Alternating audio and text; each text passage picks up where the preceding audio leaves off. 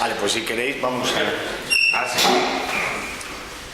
Bueno, nos habíamos quedado ya en la parte sobre todo, de empezar con la parte de la propuesta educativa, ¿eh? Entonces, pues realmente la primera, que ya Antonio lo habías comentado, con respecto a la libertad, por eso ese objetivo inicial que tenía Krishnamurti de hacer al ser humano libre, por eso es su propuesta más primaria o más esencial, porque digamos que viene a cuestionar también la necesidad de autoridades espirituales, cadenas ideológicas, sistemas, religiones organizadas. Entonces, ¿por qué? Por libertad de toda esa estructura del pensamiento que nos condiciona y nos perpetúa en la posibilidad a veces del conflicto y de la división, fundamentalmente de la división del ser humano. Entonces, por eso la verdadera libertad es ser libre realmente de esa dependencia, del apego, incluso hasta de nuestros deseos y nuestros afanes, por muy nobles que sean, como comentaba. Entonces, es ser libre de la estructura misma del pensamiento, es, como dice Krishnamurti, es ser una luz para sí mismo. Entonces, por eso ahí estaba un poco el germen del cuestionamiento de la necesidad de instructores, maestros espirituales, que puedan, sin darse cuenta a veces, condicionarnos en nuestra propia educación. Digamos que la educación es un proceso que permanente desde esta visión, y el mismo educando, o sea, estamos educando al propio educador, y todos nos estamos educando de forma continua, en un proceso de descubrimiento continuo. Entonces, después, el otro aspecto, antes de que entremos en los textos sobre la educación, era lo del diálogo, que os quería comentar, que se desarrolló fundamentalmente David Bohm. Entonces, el objetivo era realmente el de enlazar el diálogo con la educación, es vivir esa dimensión de la posibilidad de una conciencia colectiva, de una conciencia global. Realmente posiblemente es uno de los problemas también más conflictivos y más poco visibles realmente. Entendemos habitualmente por diálogo, o nuestros diálogos habitualmente, es más que un compartir significados, más que un descubrimiento conjunto, es más una controversia, una rivalidad de opiniones, estamos creando, uno tiene una opinión, el otro tiene otra, estamos creando confrontaciones de verdades.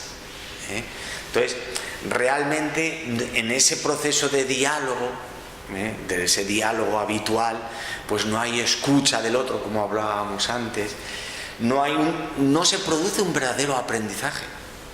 Nuestra verdad, esa noción de verdad es muy fuerte, y lo único que hacemos en este diálogo es dejarla caer ahí y contrarrestar las otras verdades que hacen lo mismo, la dejan caer, y entonces se produce el debate. Por eso habitualmente hablamos de debate. Un diálogo suele acabar en un debate, una contraposición de opiniones. Esto es lo que, pues, desde la dimensión de David Bohm intenta, pues, ver que esto realmente no produce una educación creativa, no produce una unificación, ¿no? O una conciencia colectiva o global, que es también, o sea, desde la dimensión de Bohm, es muy muy importante para la educación del ser humano. Entonces, por eso, fijaros, los pilares en los que se basa son estos, os lo voy a leer. Tras la lógica comprensión verbal, necesitamos comprendernos unos a otros a nivel intelectual.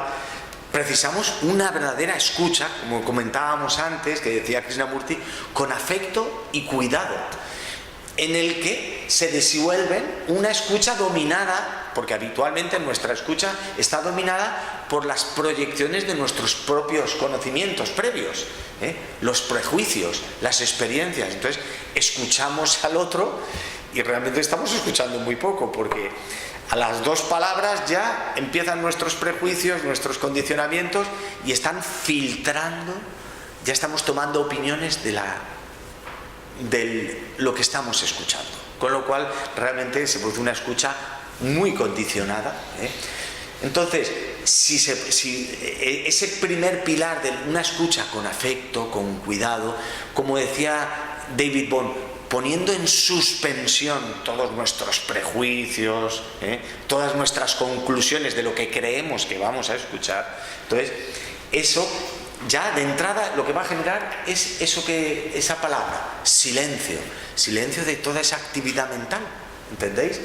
Es un espacio libre, y entonces existe la posibilidad que sea un espacio compartido, en la cual ya no hay tanta fragmentación, ya no hay esa división.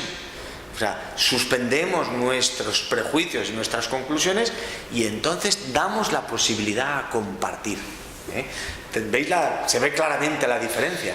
Y veis que esto no es lo habitual en los diálogos, ¿verdad que no? No es para nada. Yo un diálogo con era judío y asistía a las comunidades judías, y cuando le tocó hablar a él, dice, tenemos que partir en algo que tengamos todos en común, ¿no? Y dije, ¿qué? Cada uno decimos una cosa, y tú dices, yo sí que lo sé, todos nos odiamos a todos.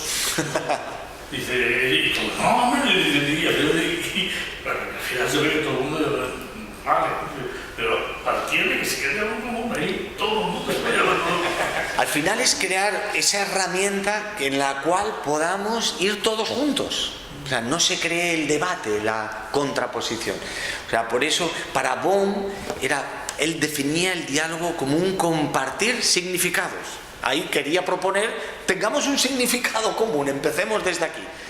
Porque si no, no puede haber un crecimiento mutuo, no puede haber una educación colectiva, una educación global, para nada, ¿eh? Entonces, eso es lo que os ponía, supone un nuevo aprendizaje, una forma distinta de aprender. Para nada es habitual. Y eso supone una verdadera nueva educación, ¿eh? Fijaros, bueno, esto viene a reflejar lo que os acabo de decir en palabras textuales de Krishnamurti. ¿Cómo escucha usted? Pregunta. ¿Escucha con sus proyecciones? ¿A través de lo que proyecta? ¿A través de sus ambiciones, deseos, temores, ansiedades? ¿Escuchando únicamente lo que desea escuchar? ¿Lo que será satisfactorio? ¿Lo que habrá de gratificarlo? ¿Lo que le brindará consuelo? ¿Lo que le aliviará momentáneamente su sufrimiento? Se hace esa pregunta, o nos la hacemos todos, ¿eh? Habitualmente solemos escuchar así, ¿eh? Si escucha a través de la pantalla de sus deseos, entonces escucha su propia voz. Es obvio, ¿eh? Pero sigue siendo muy obvio, pero seguimos haciéndolo. Está escuchando sus propios deseos. ¿Puede uno dejar de lado? Se pregunta, ¿podemos dejar de lado todas estas pantallas a través de la escucha y escuchar realmente? Y podríamos decir, y dialogar realmente. O sea, todos entendemos lo que es el diálogo compartido. Todo el mundo lo entiende esto, semánticamente está claro. Pero es que no lo hacemos nunca, porque nunca empezamos por esa escucha verdadera. No es que no nos escuchamos, ¿entendéis? Entonces, claro que es posible el diálogo que nos proponen, pero tenemos que empezar por ese primer pilar que era la escucha. Por eso, mira, por ejemplo, otro fragmento os he puesto. Mire, señor, si yo quiero esto además este os lo había puesto. Si yo quiero entender lo que usted está diciendo, debo escucharle. Debo escucharle con afecto. Es como cuando nos comprendemos a nosotros mismos. Estamos escuchándonos, mirándonos a nosotros mismos. Pero necesitamos ese afecto. Si no, va a haber prejuicio, condena, nos va a gustar o no nos va a gustar. ¿Entendéis? Debo escucharle con afecto, con cuidado, con atención, porque yo quiero descubrir lo que usted está diciendo. Es algo lógico, si no, ¿para qué estamos dialogando? ¿Para qué estoy escuchándole si no? Pero si yo digo, estoy de acuerdo o no lo estoy, bueno, como lo habíamos leído antes, entonces dejamos de escuchar. Por eso escuchar, dice Krishnamurti, implica Y escuchar lo podemos poner el otro verbo, comprenderse a sí mismo, implica un gran sentido de atención, amor, cuidado. Sí que hablaba Krishnamurti del amor también, ¿eh? Esto es palabras textuales de él, ¿eh? Puede ser claro, este diálogo puede ser un verdadero sustrato, un verdadero fundamento, un buen pilar en la cuestión del conocimiento, pero de un conocimiento muy distinto, que supone una gran oportunidad, ¿eh? Para ser conscientes del proceso global de nuestro pensamiento, ¿eh? Incluso en el mismo diálogo podemos hacernos conscientes de ese proceso oculto o sutil que puede actuar como un espejo en el mismo diálogo. Es como si estamos ahora aquí todos compartiendo, como si Krishnamurti y Bohm fueran dos interlocutores más del diálogo. Y a la vez que compartimos, nos vemos como un espejo. Y entonces está diciendo Krishnamurti ahora una cosa y tú te estás mirando junto con él y te das cuenta, estás atento a tu propio proceso también, ¿entendéis? Por eso Bohm hablaba de la gran oportunidad que supone el diálogo conjunto, pero el diálogo en esos términos de compartir significados, de escuchar profundamente. Por eso, fijaros esto, a mí esto me parece muy importante, esto que dice Bohm. Nos recomienda examinar con detenimiento la noción de verdad.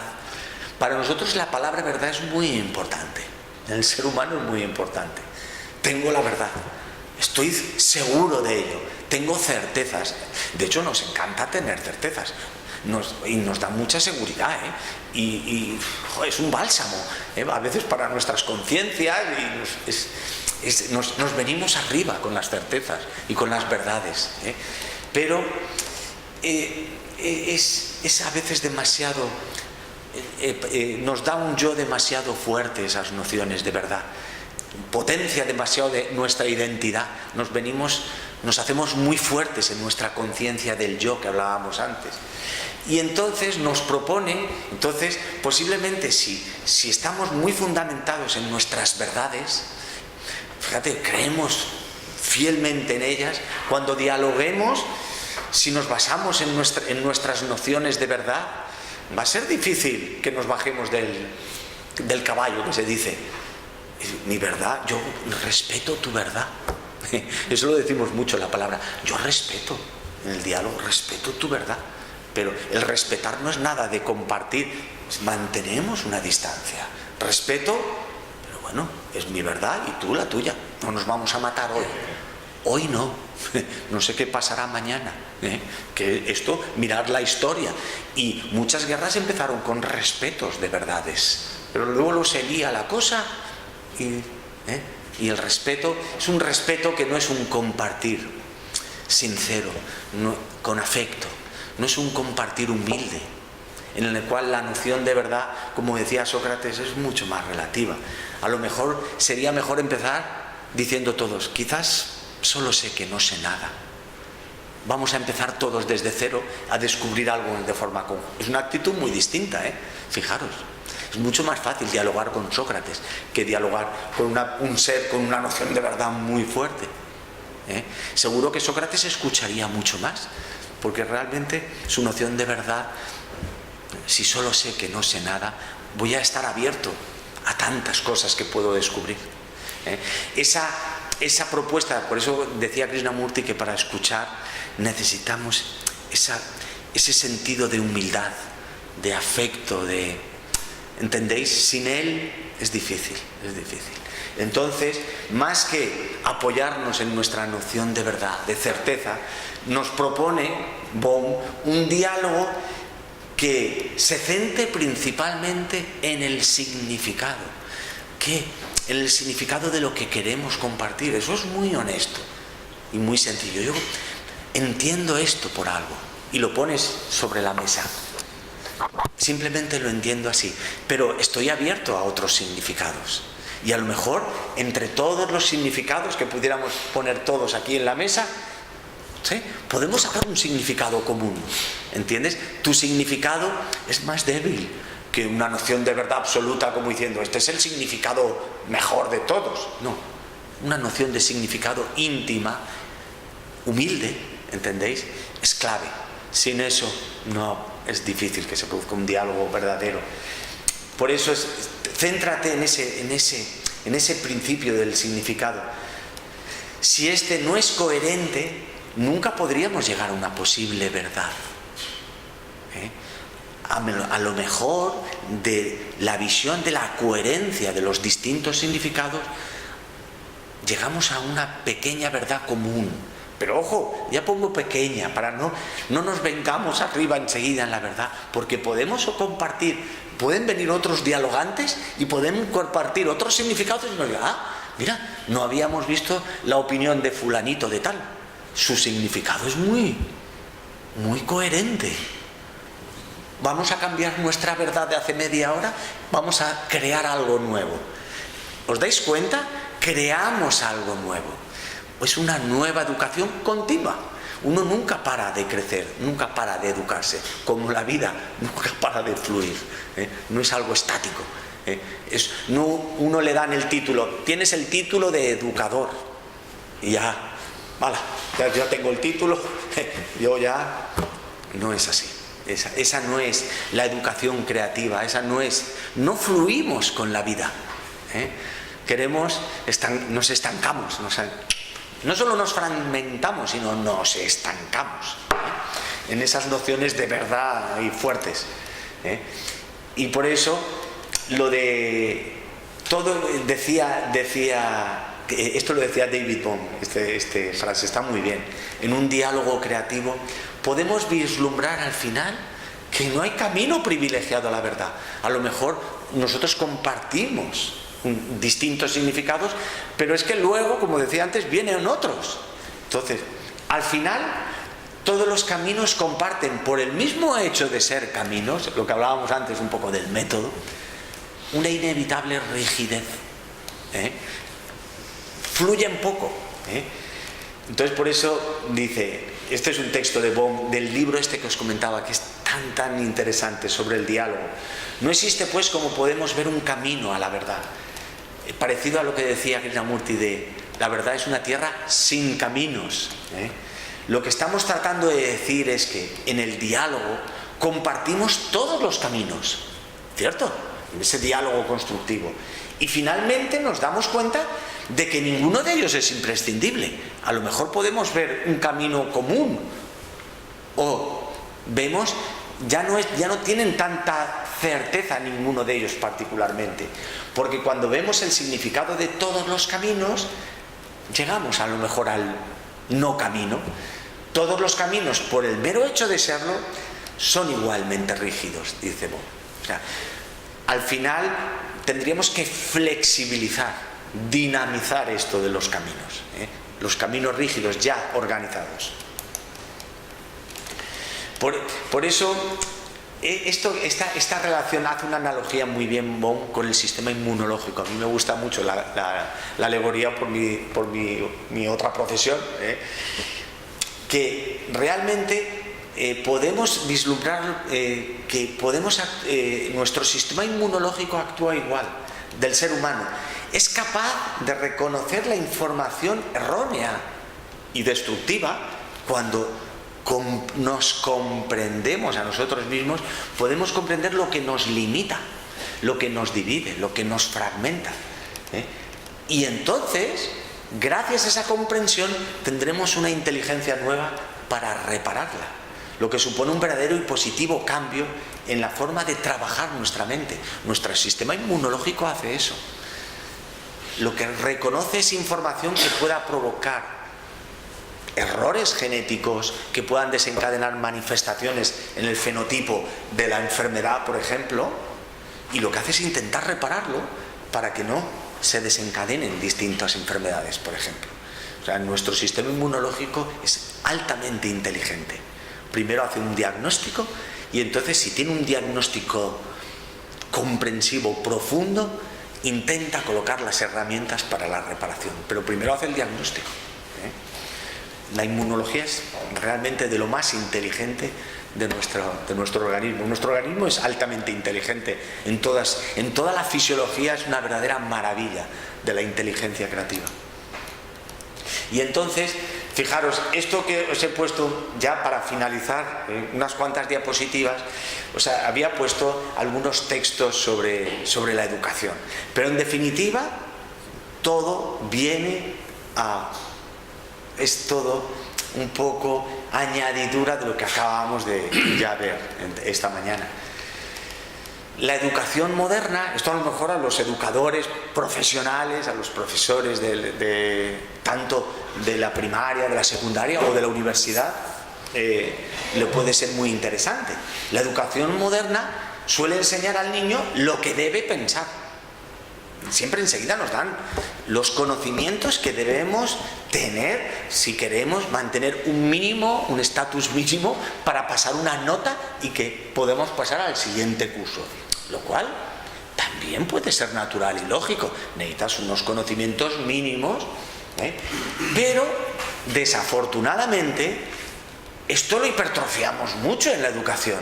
O sea, damos muchos conocimientos y tenemos que memorizarlos y acumularlos. Yo no digo que no sea positivo. Todos esos conocimientos nos permiten también vivir de forma racional, pero desgraciadamente, igual que ponemos un montón muy grande a todos esto que nos enseñan muy poco a enseñar a cómo pensar, a pensar. Somos poco creativos, nos dan la faena hecha. Nuestros profesores nos lo hacen muy fácil. Estúdiate esto y apréndetelo, esta es la verdad. A lo mejor es así, que no te digo que no, pero ¿por qué no aprender a ser creativos? ¿Por qué no aprender a utilizar nuestras herramientas, nuestra mente, de una forma nueva a lo mejor, de una forma inteligente, que es lo que hablaban de la inteligencia creativa? Esto le damos poco tiempo. Yo no digo, porque estoy segurísimo que muchos pedagogos, muchos educadores, muchos profesores de primaria, secundaria, yo los he tenido y profesores míos, me acuerdo de la universidad, nos intentaban transmitirnos esa creatividad. O sea, que por nosotros mismos fuéramos seres que nos vamos desarrollando. Pero desgraciadamente, quizás a lo mejor el peso de las exigencias del temario, las exigencias educativas, gubernamentales, pues le dejamos muy poquito espacio. Las escuelas que nacieron a partir de la filosofía de Krishnamurti intentaban compaginar ambos aspectos. Tanto en Broadwood como la escuela de Rishi Valley en India, yo las conozco bien y se compaginan los dos aspectos. No creáis que solo se enseña creatividad y no hay una disciplina o no hay un temario también a desarrollar. Se compaginan los dos aspectos. Lo que sucede es que como el aspecto de este nuevo aprendizaje creativo es tan fuerte, o a lo mejor no es que sea tan fuerte, es que como en las otras escuelas es tan poco usual, aquí sobresale mucho más. Esa es la diferencia. Un temario a desarrollar. Un temario, o sea, a desarrollar, ¿cómo? ¿A desarrollar durante el curso o a desarrollar por parte de los profesores a priori? Ambas cosas. O sea, en Broadwood o en India, tienen las asignaturas de matemáticas, de ciencias naturales, o sea, porque ellos tienen que pasar y tienen las exigencias gubernamentales para pasar unos requisitos para el paso de los siguientes cursos, y lo mantienen, pero hay una gran fuerza es que nosotros podemos aprender matemáticas, podemos aprender medicina, podemos aprender biología, pero también ser muy creativos. Y incluso a lo mejor seremos entonces biólogos que habremos aprendido el conocimiento acumulado de la historia de la biología, pero... ¡Ay, el micrófono! Podemos... Se habrá grabado también algo. Así mejor. Podremos tener ese aprendizaje, pero si además esa dimensión creativa está desde la niñez, posiblemente nuestra nuestra dimensión creativa como físicos, como biólogos, como ingenieros, como economistas, será muchísimo mayor. Por eso, desafortunadamente, no ha habido muchos Einstein dentro de la física. No ha habido muchos Newton dentro de la física, o dentro de la medicina, o dentro de la ingeniería. La dimensión creativa en la ciencia tampoco creáis que es muy abundante, ¿eh? Pero por eso esto es un aspecto tan radical y tan importante en la educación, desde la niñez hasta la edad adulta y hasta los propios educadores. Entonces, por eso la educación, esa educación se fundamenta en la creación de inteligencia, no solo en acumular conocimientos, ¿eh? Es difícil que aflore esta inteligencia mediante la educación en masa, eso también es verdad. Tenemos que considerar a cada niño particularmente, viendo sus dificultades, su idiosincrasia, sus capacidades, cuidándolo con verdadero afecto. Claro, es un sistema educativo, tal y como hablábamos, mucho más particular, diríamos, entre comillas, mucho más humano, más afectuoso. Pero claro, es como podríamos hacer nosotros con nuestros propios hijos, ¿eh? Por eso, la educación, dice, esto es texto de Krishnamurti, no es meramente sustrato de adiestrar la mente, que hay que adiestrarla. Tiene que manejar una serie de lenguajes que debe conocer y puede desarrollar y conocer. La instrucción contribuye a la eficiencia, pero no produce integración.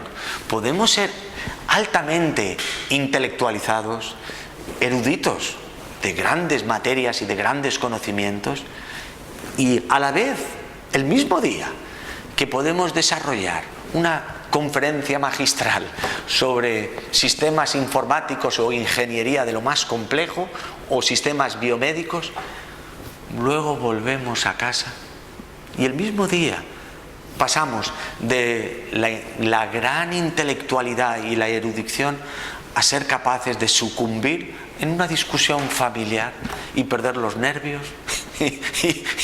y llegar a tener un conflicto irracional totalmente. Y todo esto puede pasar en el mismo día. Y ese erudito pasa de la gran racionalidad a la irracionalidad del conflicto. ¿Entendéis? ¿Cuál? Si te crees muy iluminado, ves y pasa una semanita con tu familia. Eso es. No, es así. Así es. ¿Eh? Por eso, bien, la erudición, Krishnamurti, por eso dice que no es que esté en contra de que estemos, de la eficiencia de nuestra mente. Por supuesto, si tenemos buenos ingenieros será mejor, viviremos mejor. Si tenemos buenos médicos viviremos más años. Tendremos más posibilidades de ser creativos si tenemos salud. ¿Entendéis? O sea, la erudición, la eficiencia que dice Krishnamurti, para nada está en contra de él.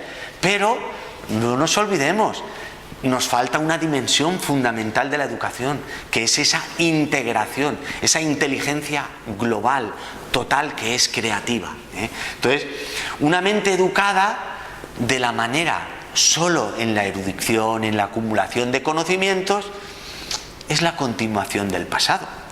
No está en condiciones muchas veces de descubrir lo nuevo. Por eso a veces somos muy eruditos, pero somos poco creativos.